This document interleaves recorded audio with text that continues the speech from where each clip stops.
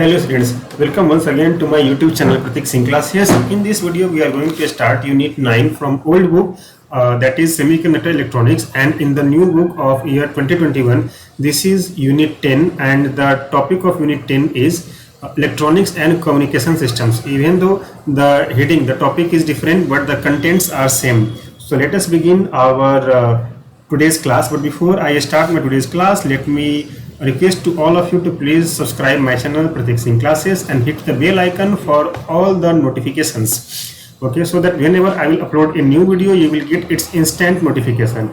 All right. So in this chapter, we will study about how charges flows inside a conductor and its properties based on microscopic view. Fine. So the first one is always introduction. This is whenever I will say 9.1, 9.2 subtopics, you just imagine that it is 10.1, 10.2 as according to the new book. Okay, so let us start our today's introduction.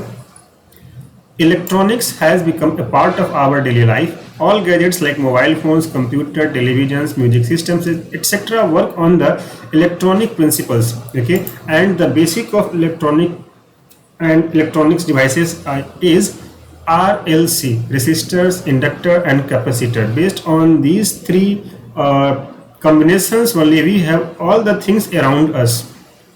Okay, electronic circuits are used to perform various operations in devices like air conditioners, microwave ovens, dishwashers and washing machines. Okay, so if you are willing to do engineering in future, okay, if you will take EEE branch, you will have a huge scope, because there you have to study about electrical and electronics, and in every field, okay, now it is based on the circuit. Even the mechanical world is now full of circuits, chips, okay, and a lot of other phenomenon which is related to electrical and electronics. Besides this, its applications are widespread in all fields like communication system, medical diagnosis and treatments, and even handling money through ATMs. The way we credit or debit money through ATMs, okay, and all the transactions are based on the electronic devices. Okay, these days the communication devices all are electronic devices. Okay, the medical equipments, okay, are all the electronic devices, and a lot of other things we have. Okay, evolution of electronics, okay, from where has it started and where it has come till now. The history of electronics began with the invention of vacuum diode by J.A. Fleming, okay, in year 1897. That he was not the first person, but he has contributed a lot in the developing of electronics. Okay, yeah, something around 200 years earlier, more than 200 years. This was followed by vacuum triode implemented by Lee De Forest to control electrical signals. Means whenever we have to send signal from one place to other place, or we have to control the device, okay, we have to make the device to work in our own specifications, their electronics and the rules of electronics are used. Okay, this led to the introduction of tetrode and pentode tubes also. Okay, so a lot of phenomenon we will have. Okay, not all of them are given in standard 12th level. Okay, but the things which we will study here will be the basic and always help you in future. Fine. This led to the introduction of tetrode and pentode tubes. Okay, subsequently the transistor era began with the invention of bipolar junction transistor by Bardeen, Brattain and Shockley in 1948, for which they got Nobel Prize in year 1956 jointly. The emergence of germanium and silicon semiconductor materials made this transistor gain popularity. In turn, its application in different electronic circuits, and now in these days, okay, we are too much dependent on semiconductor devices that germanium, silicon, all these are called as rare earth materials, and these are huge in demand. Okay, the following years witnessed the invention of integrated circuits or ICs that help to integrate the entire electronic circuit on a single chip, which is small in size and cost effective. Okay, the miniaturization of every electrical and electronic things, the miniaturization of mechanical things, all has happened because of the invention of integrated circuits, ICs. Okay, Since 1958, IC is capable of holding several thousand electronic components on a single chip, such as small scale, medium scale, large scale, and very large scale. Okay, which is called as VVSLI. Okay, they started coming into existence. Okay, in engineering, these will come in electrical and electronics engineering, triple E, ECE, ETC, ICE, INT, and a lot of other branches also. Digital integrated circuits become another robust IC development that enhanced the architecture of computers. Okay, the way computers look like and the way it performs. As we know very well that we are living now in the era of 5G technology, and the working speed of computers are becoming fast and fast day by day. Okay, all these things has happened. All these things developed because of the ICs. Okay, and also there are huge scope. Okay, there is a lot of chances that further the devices will become smaller and smaller and faster. I remember when I was in college and took my first laptop, the RAM was just of 1 GB and the memory was just of 120 GB. But now I have another laptop which has RAM of 8 GB and memory of hard disk is of 2 TB. So you can imagine how better the performance and all other phenomenon has changed from then till now in this course of 5 to 6 years.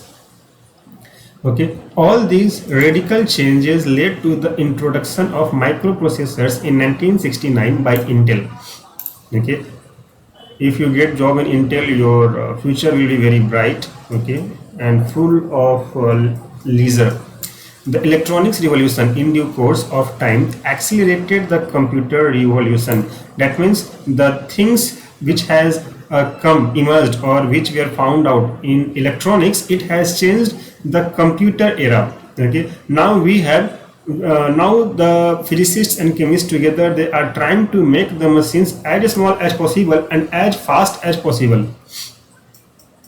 Now the world is on its way towards small particles of nano size, far too small to see and far better efficiency. Okay, this helps in the miniaturization to an unimaginable size, means so small that we can't even see by our unaided eyes. Okay, miniaturization means, okay, to make it small as much as possible.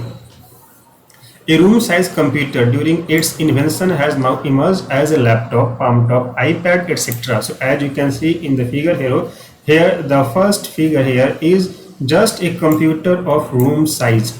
Okay, the first vacuum tube used computers. Okay, its efficiency were so less, and also it took a lot of place. Okay, it can do only the calculations of 3 digit. Then as the time emerged, we made it miniaturized. Okay, as you can see here, desktop computer, laptop computer, and here this thing is palm top computer. Now when we don't use palm top computers, we just use cell phones which contains every app which we want to use. Okay, in the recent past, IBM revealed the smallest computer whose size is comparable with the tip of rice grain, measured just 0.33 millimeter on each side. As you can see here, this is the world's smallest computer. Okay, made by or developed by IBM. Okay, and even though its size is this much small, it has very huge efficiency, very fast efficiency. Electronics is the branch of physics incorporated with technology towards the design of circuits using transistors and microchips. It depicts the behavior and movement of electrons and holes in semiconductor, electrons and ions in vacuum or gas. Okay, so whenever we have anything which uses semiconductor devices, there happens the transfer of electrons and holes. Okay, and the property of how they move from one place to other place we use there, or if we have any in case of electrons and ions in vacuum or gases. Okay, all right. Electronics deals with electrical circuits that involve active components such as transistors, diodes, integrated circuits or ICs, and sensors associated with the passive components like resistors, inductors, capacitors, and transformers. Okay, now you might have got confused what is called as active device and what is called as a passive device. So here it is given. Passive components are those components that cannot generate power in the circuit, okay, like resistor. Okay, and active components are those components which can generate power in the circuit, okay, like capacitors, okay, as given here. This chapter deals with semiconductor devices like PN junction diodes, bipolar junction transistor, and logic circuits, that AND gate, OR gate, NOT gate, and the combination of those three. Okay, so this is the introduction of this chapter, electronics and communication systems. Let us start from section 10.1.1, that is energy band diagram of solids. Okay, whenever we say solid, what does that mean? Okay, in case of electronics and electricals, whenever we say conductor and resistor and semiconductors, what really does it mean? Okay, with respect to microscopic view, in an isolated atom, the electronic energy level are widely separated and are far apart, and the energy of the electron is decided by the orbit in which it revolves around the nucleus. Okay, that means for an example, as we go away from the center or as we go away from the nucleus, the energy of the orbital increases. Okay, but if you check the energy of all the electrons in same orbital, okay, it is equivalently to each other. Okay, however, in case of solid, the atoms are closely spaced and hence the electrons in the outermost energy level of nearby atoms influence each other. Okay, in case of solids, the atoms are so closely packed, okay, that the electrons of outermost orbit of each atom influence each other. Okay, they repel each other. Sometimes they go from one atom to other atom, sometimes they become free from the atom, and a lot of other phenomenon happens because of these things. Okay, because of this, this changes the nature of electron motion in a solid from that of an isolated atom in a large extent. If suppose we have an isolated atom, in that situation the electron will rotate around the nucleus in its orbit three-dimensionally in a perfect sphere. Okay, but when it comes to a solid which in which we have a lot of atoms very near to each other, in that situation the movement of electrons of the outermost orbit are too much influenced by each other. Okay, their motion will be totally different from that of an isolated atom's electron. The valence electron or the electron of the outermost orbit in an atom are responsible for the bonding nature. We know very well that the chemical property of the atom, of the element, is because of the electrons in the outermost orbit. Okay, or the bonding happens because of the outermost orbit mostly. Okay, let us consider an atom with one electron in the outermost orbit. It means that the number of valence electron is 1. Okay, let me say you once again what is the valence electron and what is valency. Valence electron is the number of electrons available in the outermost orbit, and valency is the number of electrons needed to fulfill octet. Okay, and in hydrogen to fulfill duet. When two such atoms are brought close to each other, the valence orbitals are split into two. Similarly, the occupied orbitals of each atom will also split into two. The electrons have the choice of choosing any one of the orbitals as the energy of both the orbitals is the same. That means if suppose we have two similar atoms, okay, and if they are brought together to each other, because the outermost orbital's electrons will have same energy, the electrons can move from one atom to other atom easily. Okay, when the third atom of the same element is brought to the system, the valence orbitals of all the three atoms are split into three. The unoccupied orbitals also will split into three. right, to understand these things very clearly. In reality, a solid is made up of millions of atoms. When millions of atoms are brought close to each other, the valence orbitals and the unoccupied orbitals are split according to the number of atoms. In this case, the energy levels will closely spaced and will be difficult to differentiate the orbitals of one atom from the other, and they look like a bond as shown in figure 9.2. okay, and this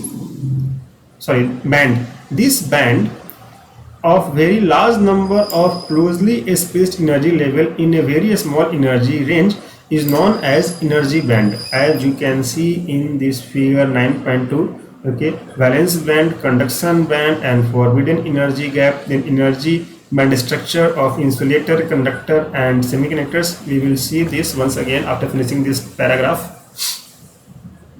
The energy band formed due to the valence orbital is called valence band, and that formed due to the unoccupied orbitals to which electrons can jump when energized is called conduction band. The energy gap between the valence band and the conduction band is called forbidden energy gap. Okay, lesser will be the forbidden energy gap, higher will be the chances that electron will go to the conduction band and the mobility of the conductor will increase. Electrons cannot exist in the forbidden energy gap. The representation of valence band and conduction band is shown in figure here, as we have seen just now. EV represents maximum energy of the valence band and EC represents the minimum energy of conduction band. In that situation, the forbidden energy gap will become EC minus EV, that is minimum amount of conduction energy band minus maximum amount of valence energy band. The kinetic energy of the electron increases from bottom to top near the nucleus of the to the farthest, and the potential energy decreases, indicating that the electrons in the orbits closer to the nucleus are bound with large potential energy. Okay, that means their force of attraction will be very high, and hence electrons closer to the nucleus require a lot of energy to be excited. Okay, and because the same thing, that the force of attraction between the nucleus and the electrons, but as we go away from the nucleus, the kinetic energy of the electrons increases, their spin increases, velocity increases, but the force of attraction between the nucleus and the electrons decreases because of repulsion between the electrons of other orbitals, that is steric repulsion. Okay, then as we go away from the nucleus, the amount of energy needed to remove the electron from the orbit will decrease. The electrons in the valence band are less bound to the nucleus and can easily be excited. Okay, the energy band of the orbiting electrons are measured in electron volts, eV. So as you can see here, in the insulators, the energy gap, okay, let me check it once again. Forbidden energy gap, EG, here forbidden energy gap is very high in case of insulators. That is why the free electrons or holes are not available so much to make it like a conductor, to make it behave like a conductor. But in case of conductors, the forbidden energy gap, okay, is very less with respect to insulator, and so there are always electrons which can easily move from the outermost orbit to the conduction band, from valence band to conduction band. And in case of semiconductors, what happens there is, okay, the forbidden energy gap is very less, and if energy is supplied, the electrons from the valence band leaves its position and goes to conduction band, leaving holes behind or leaving free spaces behind. Okay, so once the electrons goes to the conduction band, they are free to move and they behave like free electrons, and because of that current passes, but because of holes also current passes. But always keep in mind that the flow of current, because of free electrons and because of that these holes are opposite to each other. Okay, now there comes Classification of materials. The classification of solids into insulators, metals and semiconductors can be explained with the help of energy band diagram, as we have seen here in figure 9.2 or from your book figure 10.2. Insulators. The energy band structure of insulators is shown in figure 9.2b. The valence band and the conduction band are separated by a large energy gap, and so the forbidden energy gap is approximately 6 electron volt in insulators. This gap is very large that electrons from valence band cannot move into conduction band even on the application of a strong external electric field or magnetic field or increasing the temperature. Okay, that means if suppose we increase the temperature or we keep the insulators inside very strong electric field or magnetic field, the electrons from valence band will not move to conduction band, or it will be very difficult to make them move from valence band to conduction band, and so we do not have free electrons to move, and so they behave like insulators or very high resistors. Okay, fine.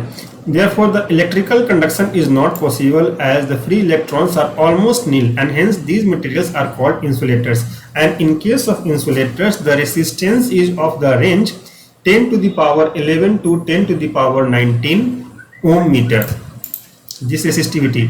Okay, resistance and resistivity are two different terms. Resistance means how much amount of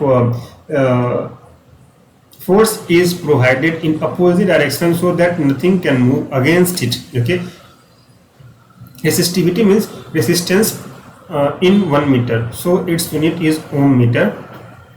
Okay, and as you can see here, it is too high, 10 to the power 11 to 10 to the power 19 ohm meter. To convert any insulator to a conductor, okay, huge amount of energy is required, either by increasing the temperature or by giving very high electric field, providing a very high electric field around it. Coming to conductors, section 9.1.2.2. In conductors, the valence band and the conduction band overlap as shown in figure 9.2c. As we can see here in this figure, the valence band and conduction band is overlapping each other. So as you can see here, left hand side from bottom to this top we have valence band, okay, and to the right hand side from top to this bottom we have conduction band, and this gray mark here, okay, this region, okay, is of overlapping energy gap. Okay, hence electrons can move freely into conduction band, which results in a large number of free electrons in the conduction band. Therefore, conduction becomes possible even at low temperatures. Means even just at room temperature there are enough electrons to move freely, and so they behave like conductors. Those materials behave like conductors. Okay. The application of electrical field provides sufficient energy to the electrons to drift in a particular direction to constitute a current. Means whenever we provide very high electric field, or whenever we provide electric field of our concerned amount, okay, the electrons will start drifting to one side, or the electrons will be forced to move at one direction, and so they will constitute current.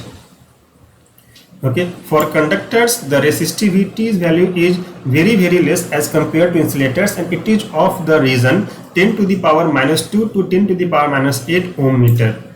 Then there comes semiconductors. In semiconductors there exists a narrow forbidden energy gap. Okay, that is forbidden energy gap is less than 3 electron volt between the valence band and the conduction band. At a finite temperature, thermal agitations in the solid can break the covalent bond between the atoms. Covalent bond is formed due to the sharing of electrons to attain a stable electronic configuration. Okay, as you have studied in chemistry, and the shared electrons, the electrons which makes the bond, okay, is has been owned by both the atoms between which it makes the bond.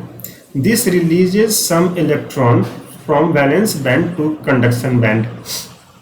Means whenever some a small amount of heat is provided, the covalent bonds break, and when the covalent bonds break, okay, then we get some free electrons which are able to move freely, and so we can make them to move from one place to other place, making semiconductors as a conductor.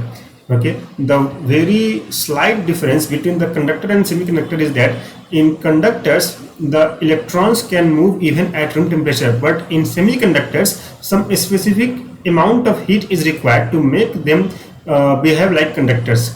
Since free electrons are small in number, the conductivity of semiconductor is not high as that of a conductors, and their resistivity is of the value of 10 to the power minus 5 to 10 to the power 6 ohm meter. That means we can say that the conductivity of semiconductors are in between insulators and conductors. Okay, but there are some special properties in semiconductors which make them totally different from insulators and conductors, and sometimes the properties becomes far better than conductors to choose them over conductors. Okay, in semiconductors electrons in the valence band are bound electrons which cannot move. Okay, as in conductors the electrons in the outermost orbit can move. Okay, but in case of semiconductors they are bound, hence they can contribute for conduction.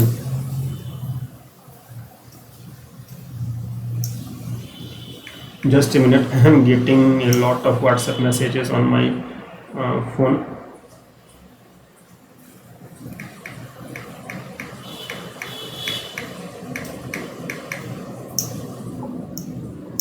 Alright, when the temperature is increased further, more number of electrons is promoted to the conduction band and increases the conduction. So what happens here is, in the case of semiconductor, when we provide some certain amount of heat energy, okay, when temperature increases, the electrons moves from valence band to conduction band, and thus the conductivity increases.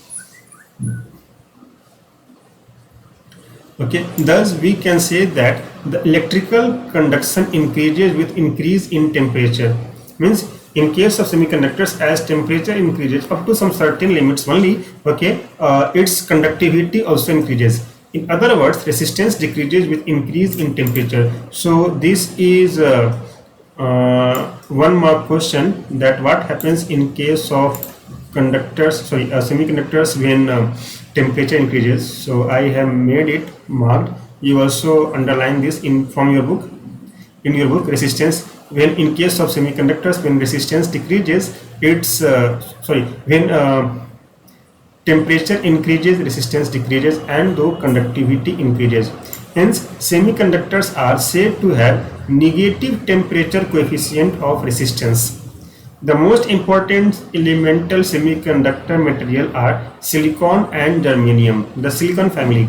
The forbidden energy gap for silicon and germanium at room temperatures are 1.1 electron volt and 0.7 electron volt respectively. Okay, this value you have to remember. Okay, because 3 years earlier this question has come, that what is the forbidden energy gap for silicon at room temperature, and 4 different values were given there, and the students have to find out the correct one. Fine. So in this video I have made for section 10.1, that is introduction, and then section 10.1.1, that is of energy band diagram. Okay, then section 10.1.2, that is classification of materials based on the electronic configuration. Okay, so these 3 topics I have done in this video. In next video I will make what are the types of semiconductors. Okay, that is intrinsic and extrinsic, and a lot of other phenomena we will study in next video. I am not making a big video because it will make you bored. Okay, it is just of 15 to 20 minutes each. Okay, so just wait for my next video and take care of yourself, and please subscribe my channel Pratik Singh Classes. It is not for money, it is for your future. Fine. So till next video, take care of yourself. Bye bye.